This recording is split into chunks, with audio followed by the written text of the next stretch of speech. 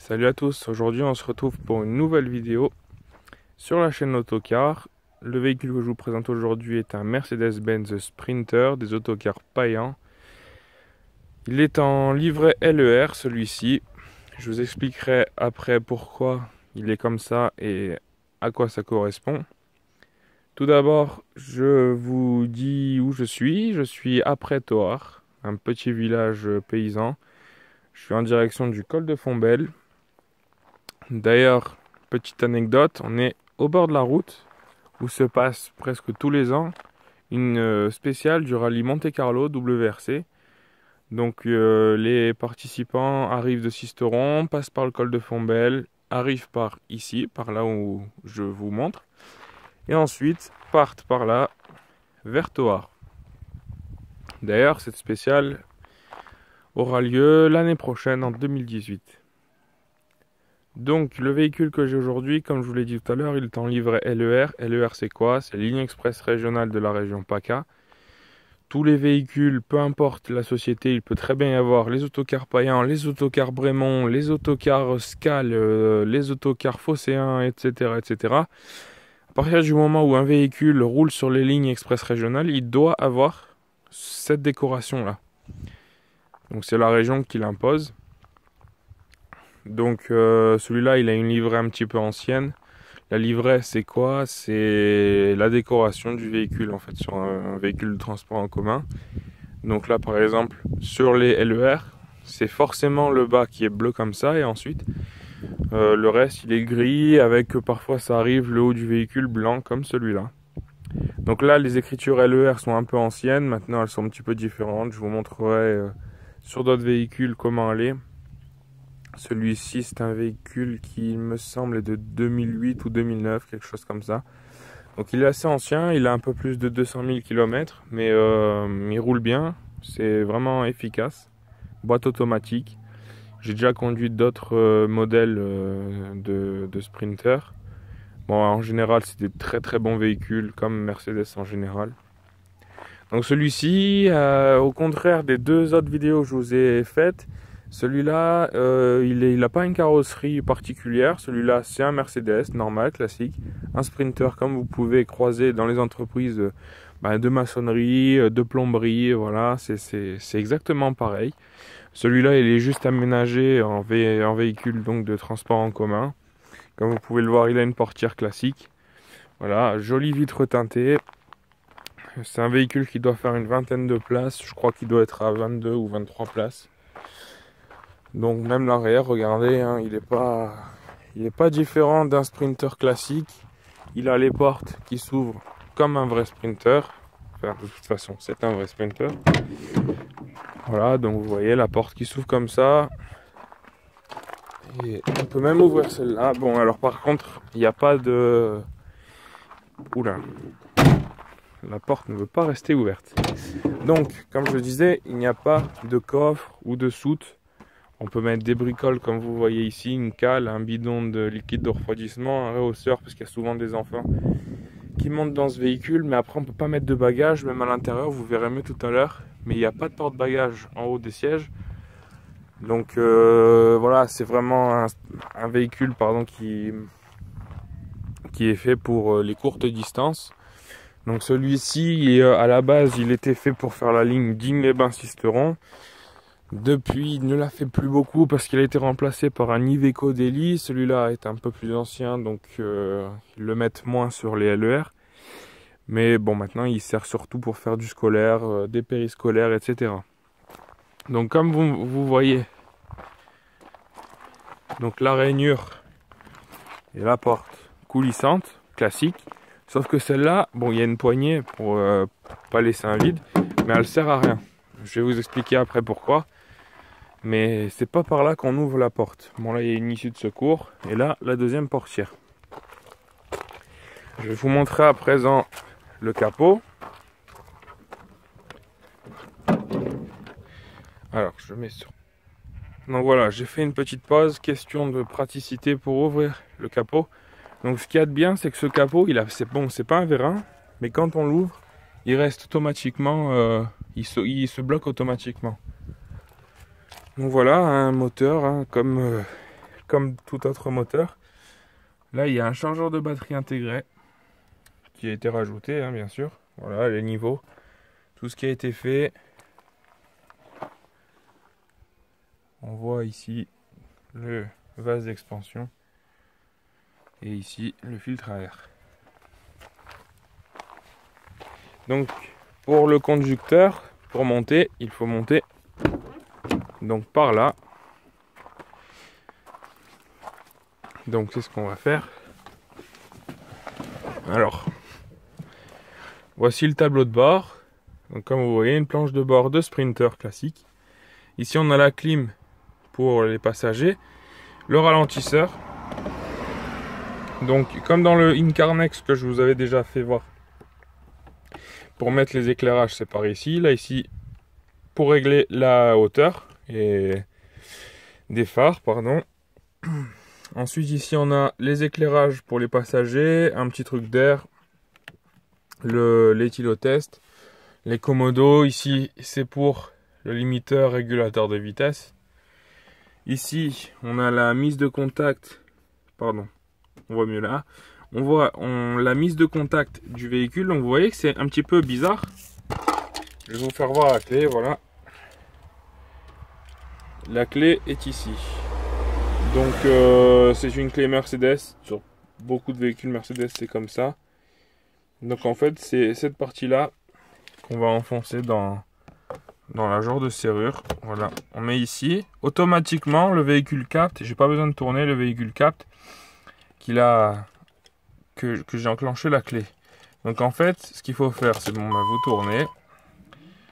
Je vais voir la cinématique. Voilà, et ensuite pour démarrer, voilà, on démarre normalement. Donc pas mal de rangements, c'est ce que j'aime bien. Vous voyez, on peut mettre le téléphone ici, on peut mettre un petit peu la pochette avec les papiers là. Même s'il y a un accompagnateur, il peut se mettre ici aussi. Donc le rétro, un rétro normal pour voir les places arrière. Ici c'est la girouette. La girouette c'est quoi? Et c'est la petite partie ici. Donc là on voit pas bien, mais c'est la partie qui vous indique que fait le véhicule, dans quelle ville il va par exemple. Donc c'est ici qu'il faut toujours regarder. Si vous prenez un car, il faut toujours regarder ce qu'il y a écrit là-dessus. Normalement tous les cars sont équipés maintenant, c'est obligatoire. Donc on rentre un code là. Donc par exemple si je veux faire un occasionnel, j'appuie sur le D. Ensuite je rentre le chiffre. Donc là en fait il n'y a pas vraiment un code particulier pour les occasionnels chez Payan, mais du coup je rentre le chiffre 4, je valide et en fait regardez, voilà ce que vous voyez qui est affiché ici, à part le 04, c'est ce que vous verrez sur la girouette à l'extérieur du véhicule. Donc ici un autoradio classique, un petit rangement. Ici c'est la partie l'aération pour le conducteur et le passager. Et le chronotachygraphe. Ensuite ici un petit porte-canette avec une petite pub pour Fanta. Et donc là c'est les machines que vous pouvez retrouver sur le véhicule LER. Donc je vous ferai je pense un explicatif plus tard. Là j'ai pas vraiment le temps. Et puis je m'en sers pas aujourd'hui, donc je vais pas m'en servir, je vais pas l'allumer. Donc la petite protection parce qu'il en fait rarement maintenant des LER, et donc la place du passager. Alors vous avez certainement vu ce panel de boutons là. Donc ici c'est rien, c'est juste des voyants. Il y a juste le bouton. Donc la fameuse porte coulissante dont je vous parlais tout à l'heure, en fait elle s'ouvre par là. Donc une impulsion et la porte s'ouvre automatiquement. Alors je peux encore, en restant appuyé sur le bouton un peu une fois qu'elle est ouverte, je peux encore l'ouvrir un peu plus. Voilà, si vraiment on a besoin, on ouvre comme ça. Et après pour la refermer, il faut rester un tout petit peu plus appuyé que d'habitude. Donc là elle se remet à sa position normale. Alors là elle va se réouvrir. Parfois ça comprend pas tout bien ce qu'on veut faire. Voilà, donc en fait regardez, là je suis resté appuyé. C'est moi qui gère l'ouverture et la fermeture de la porte. Donc une fois que j'ai arrêté d'appuyer, la porte est restée ouverte comme elle l'était. Donc si je veux la refermer, il faut que je réappuie, donc elle va se réouvrir. Voilà, je vous dis c'est un petit peu compliqué. Voilà, donc là, si je reste appuyé, elle va se fermer complètement. Alors parfois aussi, j'ai découvert ça il n'y a pas très longtemps, une fois qu'elle est ouverte, vous appuyez un tout petit peu, vous restez un tout petit peu appuyé sur le bouton et elle va se fermer automatiquement, vous pouvez relâcher et voilà, elle se fermera toute seule. Donc là, je vais la réouvrir pour vous faire voir la partie arrière.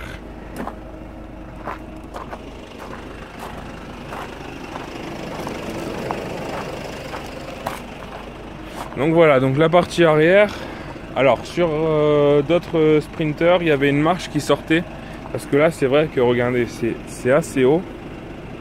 Je sais pas si vous arrivez bien à voir la hauteur, mais c'est assez haut pour des enfants, c'est pas forcément pratique. Sur d'autres sprinters que j'ai déjà conduits, il y a une marche qui sort quand on ouvre la porte. Donc voilà, les places. Donc là, les portes à l'arrière sont fermées, mais ouvertes, pardon, mais quand elles sont fermées, les vitres sont teintées aussi, donc ça fait vraiment sympa, ça fait petit VIP, véhicule VIP, vous voyez. Donc c'est pas mal.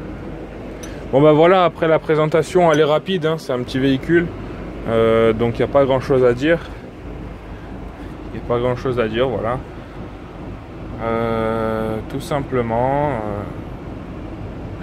on voit la partie avant, il n'y a rien qui nous sépare des passagers.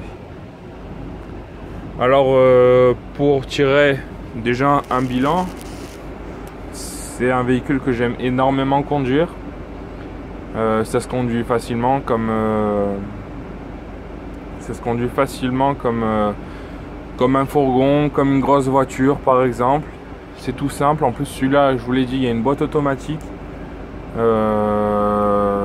monte. Alors c'est un petit peu déstabilisant, c'est un petit peu bizarre. La boîte, elle monte énormément dans les tours. Mais du coup, il a une patate d'enfer ce véhicule. Et c'est vraiment super à conduire. Donc ma note, comme je l'ai donné pour les deux autres véhicules, celui-là il va avoir une meilleure note. Je vais lui mettre un 9 sur 10 parce qu'il n'est pas parfait, donc je ne peux pas lui mettre 10, rien n'est parfait. Mais un 9 sur 10 parce que c'est vraiment le top à conduire. Donc voilà, je recommande aux entreprises d'acheter ce genre de véhicule si vous avez besoin de minibus parce que c'est vraiment agréable. C'est plus agréable encore que les Iveco. J'ai déjà conduit pas mal d'Iveco Daily aussi et c'est mieux les sprinters. Donc voilà, j'espère que cette vidéo vous plaît, j'espère que ma chaîne vous plaît. Il n'y a pas encore beaucoup de vidéos, mais il y en aura. Il y a encore plein de véhicules à vous faire voir, à présenter. Vous inquiétez pas, pour ceux qui sont pas trop branchés autocar, etc. Il y aura des voitures, ça il n'y a pas de problème là-dessus. Il faut juste que je trouve le temps, l'occasion et puis que j'y pense pour vous faire voir les voitures. Mais il y aura aussi des véhicules, il y aura aussi des vidéos de voitures qui vous expliqueront de la même manière. Voilà, comme vous avez pu le voir au début de la vidéo, je vous ai aussi expliqué où j'étais, etc. Je pense que c'est intéressant de vous dire un petit peu ce que je fais. Donc là encore de service, j'ai fini ma journée. Je fais un petit scolaire ce soir en direction de la Robine. Et demain on reprend une journée, la dernière journée de la semaine, classique parce que je travaille dimanche aussi. Bon, je vais pas vous raconter ma vie, ça vous intéresse pas. Mais voilà. Donc à la prochaine. Et puis portez-vous bien, ciao.